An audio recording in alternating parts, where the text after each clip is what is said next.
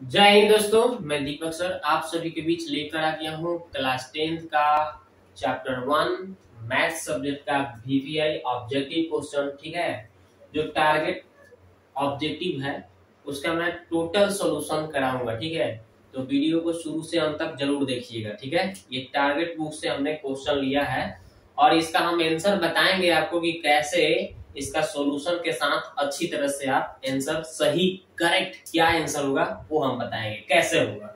ठीक है, तो देखिए लिखा हुआ है पहला क्वेश्चन, सहअभाज्य संख्याओं का मौसक होता है। तो सहअभाज्य संख्या आपको पता है किसको बोला जाता है? सहअभाज्य संख्या दो संख्याओं का युग्म होता है। ठीक है, जिसका मौसम निकालने पर एक हो उसी को सहअभाज्य संख्या कहते हैं। जैसे 3, 5 की बात कर ले, दो हमने संख्या ले लिया, इसका अगर आप दोनों का मौसम निकालिएगा तो ये या तो 1 से कटेगा नहीं तो 3 से कटेगा, ये भी आपका या तो 1 से कटेगा नहीं तो 5 से कटेगा। यानी दोनों में कॉमन क्या मिल रहा है? एक कॉमन मिल रहा है। यानी कि दोनों का मौसम कितना हो रहा है? ये दोनों संख्या का मौसम क्या हो गया? 1 हो गया।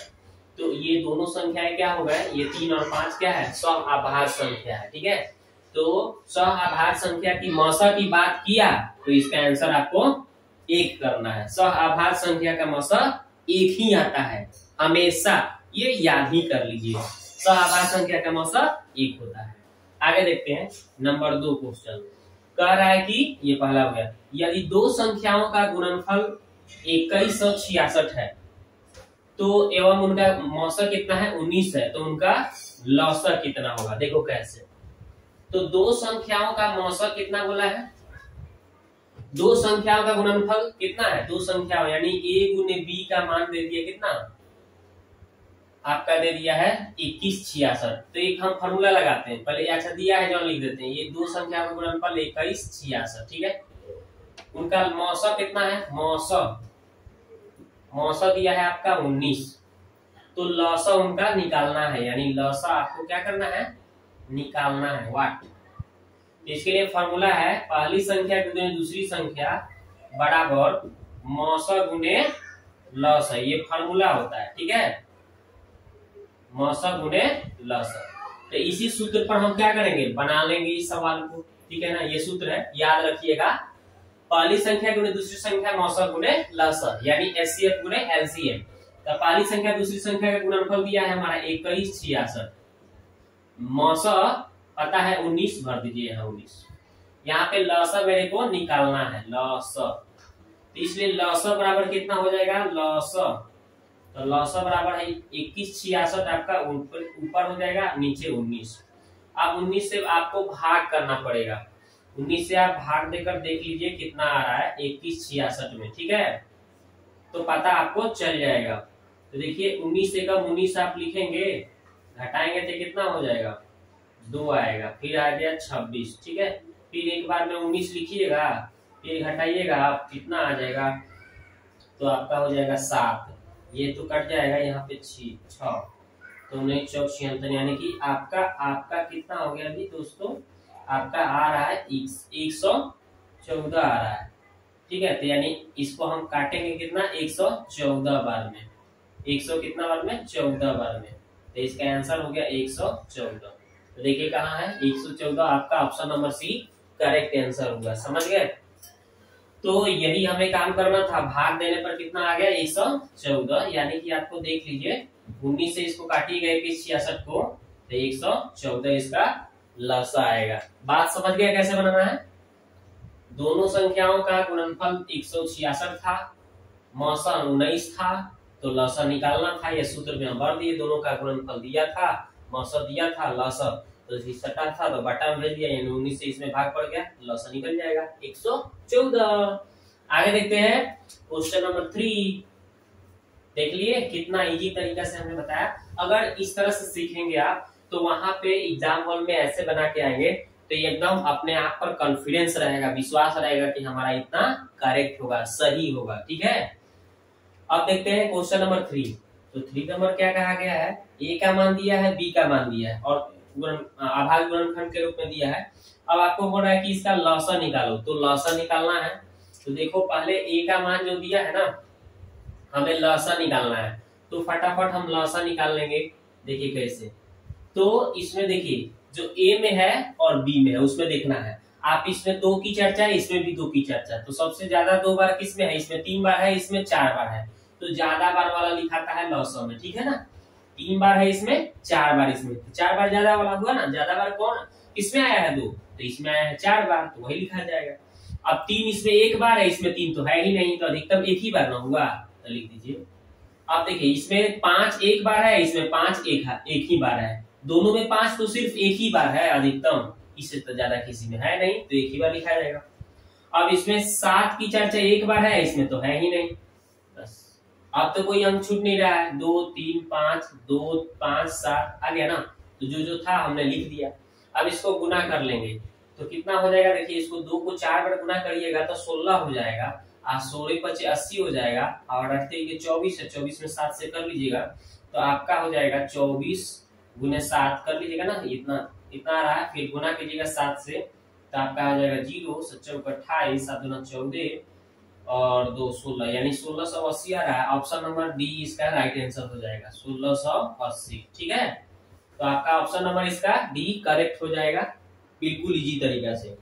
अब देखते हैं क्वेश्चन नंबर 4 क्या बोला गया है कि यदि m एक धनात्मक पूर्णांक है, यदि m एक धनात्मक पूर्णांक है तो धनात्मक विषम पूर्णांक का रूप क्या होगा।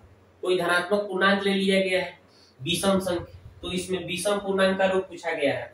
तो देखिए ये तो हो गया आपका, चलिए इसको मिटाते हैं। तो इसमें ऑप्शन पहला अगर उठाते हैं, देख रहे हैं कितना है 4m+2 है, तो अगर हम m का मान कोई धनात्मक पूर्णांक अगर 1 लेते हैं विषम संख्या, इसमें हम मान भर के देखते हैं तो 4 एकम 4 + 2 कितना आएगा, 4 एकम 4 2 6 आ रहा है, तो 6 आ रहा है, जो क्या है विषम का रूप नहीं दे रहा है, नहीं दे रहा है ना, तो ऑप्शन नंबर ए जो है आपका सही नहीं है।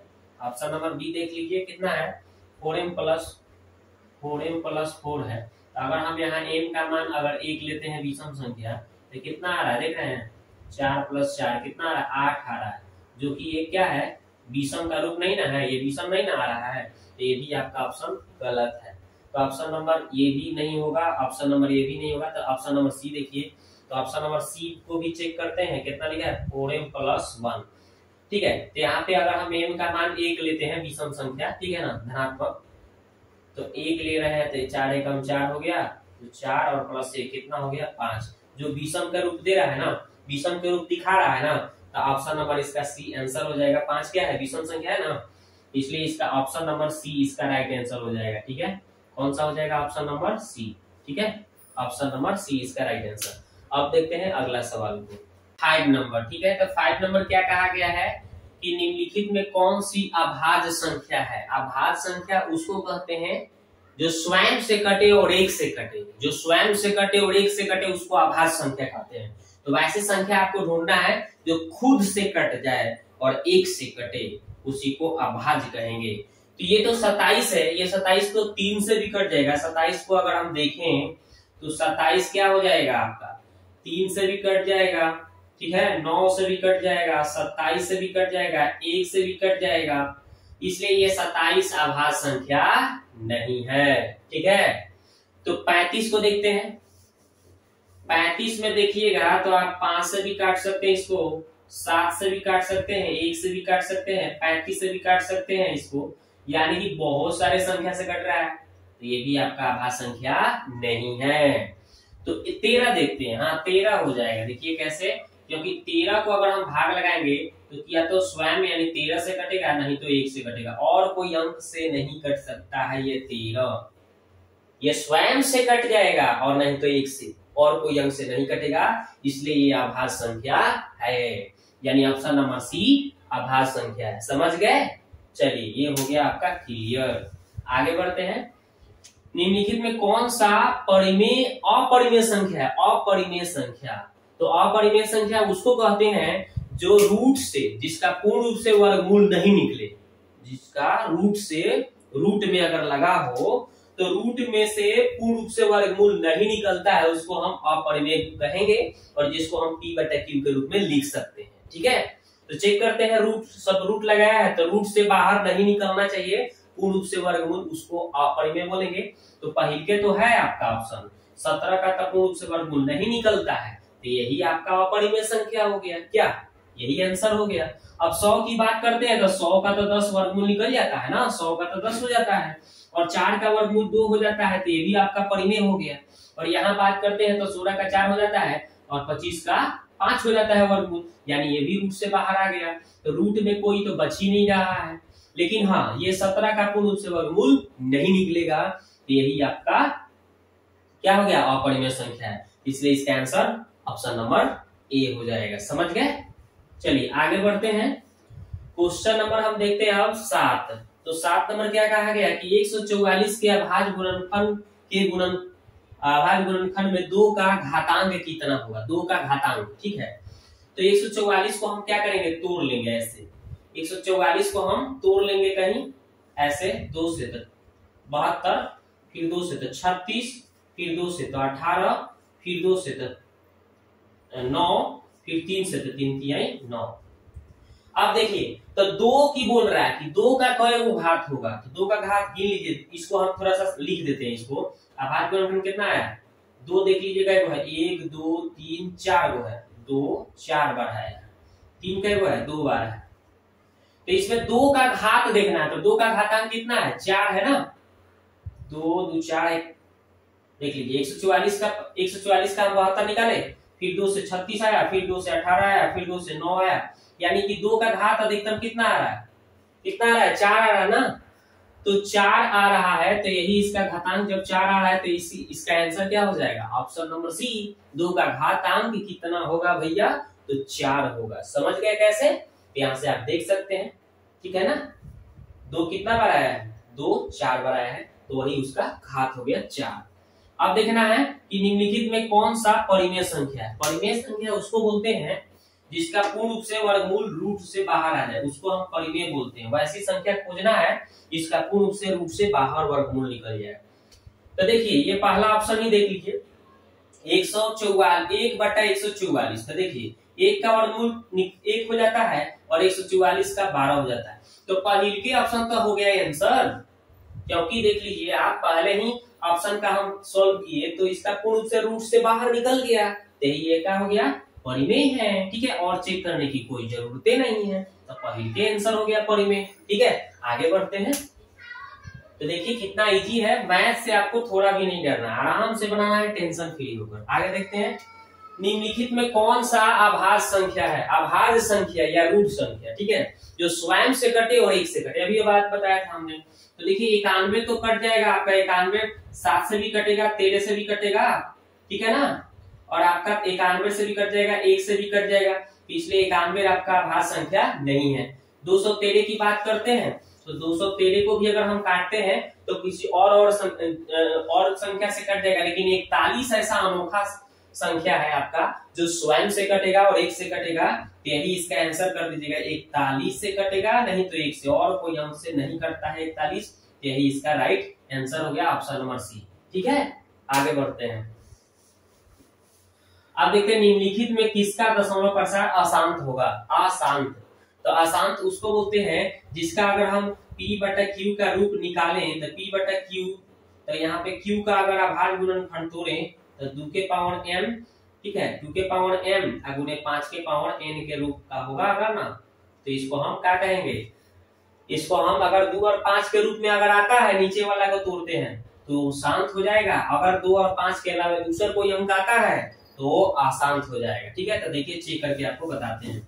जैसे 23/50 है, ठीक है, 50 है ना यहाँ पे, तो 23 को छोड़ दीजिए आप, 50 को तोड़िए, कट तो नहीं रहा है, दोनों तो कट नहीं रहा है, 50 का तोड़िएगा तो 2 गुने 5 गुने 5, ठीक है, 50 25 25 गुना 50, यानी नीचे क्या आ गया, देख रहे हैं ना, नीचे आपका आ गया 2 गुने 5 के पावर कितना आ रहा है, 2 आ रहा है, यहाँ पे कुछ नहीं तो 1 हो गया, यानी 2 और 5 का रूप आ गया ना, तो 2 के पावर m गुने 5 के पावर n का रूप का अगर आ गया तो क्या करना है, ये आपका क्या हो जाएगा, इसका दशमलव प्रसार शांत हो जाएगा। तो क्या खोजना है, अशांत खोजना है, सॉरी, ये तो शांत हो जाएगा मेरे को, ये तो शांत हो जा रहा है, तो ये तो मेरे को नहीं चाहिए, मेरे को अशांत चाहिए, ये तो शांत है, ये तो नहीं होगा आंसर। आगे बढ़ते हैं, इस 243 को तोड़ना है। अब दूसरा ऑप्शन देखते हैं, तो 39 बटा कितना है, 243, ठीक है, तो इसको हम काटते हैं, अगर 3 से काटेंगे, ठीक है, ये कितना होगा, 13 तिया 39 हो जाएगा और नीचे काटिए 3 से, तो 8 3 24 और 3 एकम 3। ठीक है, अब ये तो नहीं कटेगा, 81 को आप तोड़ेंगे तो कितना हो जाएगा, अब तो नहीं कट रहा है, 81 को तोड़ेंगे तो कितना बार हो जाएगा, 3 के पावर 4 हो जाएगा, यानी 3 का रूप आ रहा है ऊपर। नीचे तो 2 और 5 का चर्चा ही नहीं है, 2 और 3 का मतलब 2 और 5 का चर्चा ही नहीं है, तो दूसरा कौन अंक आ गया, 3 आ गया ना, 3 के पावर कुछ क्या है, 3 के पावर 4 आ रहा है, यानी इसको तोड़िएगा 81 को तो कितना आएगा, 3 4 बार आएगा। ठीक है ना, कितना आएगा, 4 बार आएगा। तो ये 81 3 कितना बार आ रहा है, 4 बार आ रहा है, तो ये 3 के रूप में आ गया। हमें 2 और 5 के रूप में चाहिए था, तो अगर 2 और 5 के अलावे दूसरा कोई अंक आके टपका, मतलब आके टपक गया 2 और 3 के अलावे, सॉरी 2 और 5 के अलावे कोई भी अंक आ गया, तो ये शांत नहीं बैठता है, अशांत हो जाता है। तो इसलिए इसका आंसर आपका ऑप्शन नंबर बी क्या हो जाएगा, अशांत हो जाएगा। ये देखिए, क्योंकि 2 के पावर m गुने 5 के पावर n का रूप का क्या हो गया, नहीं है, के रूप का नहीं है ना, नहीं है। कौन चीज, यहाँ पे देख लीजिए q का जो रूप आया ना, यहाँ पे q देख रहे हो, ये q बराबर जो आ रहा है कितना आ रहा है, 2 के पावर 4, जो आपका क्या हो रहा है, इतना के रूप का नहीं है, इसलिए क्या हो जाएगा आपका, ये अशांत हो जाएगा, ऑप्शन नंबर बी। ये तो शांत हो जाएगा, आप चेक करेंगे इसको भी शांत हो जाएगा, ये 2 और 5 के रूप में आएगा, ये भी 2 5 के रूप में आएगा, तोड़ के आप देख लीजिएगा, ये 2 5 के रूप में आएगा, ये सिर्फ 5 के रूप में आएगा, तो ये भी अशांत, ये शांत हो जाएंगे, ये भी शांत हो जाएंगे, ये भी शांत हो जाएंगे, लेकिन अशांत कौन होगा, ऑप्शन नंबर बी आंसर। ठीक है, तो अब हम मिलते हैं आपको नेक्स्ट वीडियो में। ठीक है, वीडियो कैसा लगा आप कमेंट बॉक्स में जरूर जाके कमेंट कीजिए। अगर आपको चाहिए कि हाँ हम आपके लिए पूरा टारगेट ऑब्जेक्टिव सॉल्व करके एक एक क्वेश्चन को बता दें कि कैसे आप सॉल्व करेंगे और 100 में 100 जाके मैथ में अंक छीन लेंगे जाकर, तो इसके लिए हमारे चैनल को पहली बार आए हैं तो सब्सक्राइब कर लीजिए, बेल आइकन को घंटी के दबा दीजिए। ठीक है, और अपने दोस्तों में शेयर कीजिए, तभी जाके आपको ये पूरा एकदम सॉल्यूशन आपको मिलेगा, जिससे आप मैथ में जाके अंक को क्या करेंगे, नंबर आप इतना बेहतरीन उठाएंगे, यानी कि नंबर छीन लेंगे, छीनने का ताकत मैं आपको दे दूंगा। ठीक है।